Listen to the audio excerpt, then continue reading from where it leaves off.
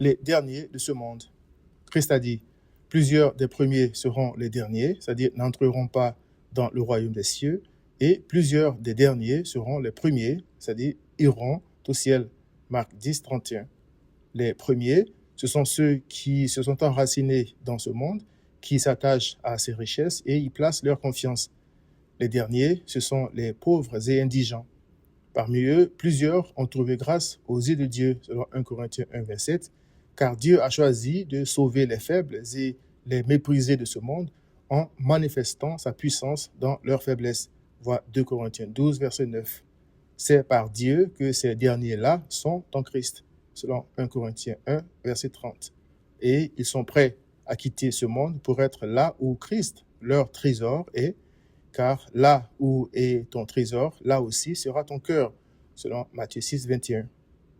Les derniers qui seront les premiers sont ceux qui sont persécutés à cause de Christ parce qu'ils refusent, par la grâce de Dieu, de suivre le monde dans sa rébellion contre l'Éternel.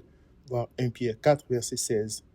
Le gouverneur de la Judée, l'un des premiers de ce monde, avait injustement emprisonné l'apôtre Paul pendant 2 ans, simplement parce qu'il en avait le pouvoir. Voir Actes 24, 26 à 27.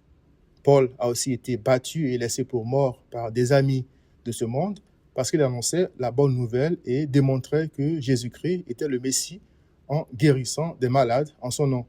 Voir Acte 14. Les riches peuvent compter sur leurs richesses ici-bas et espérer vainement entrer au ciel sans Christ. Mais si tu es comme moi, cher ami, pauvre et indigent, tu n'as qu'un seul espoir, Jésus-Christ.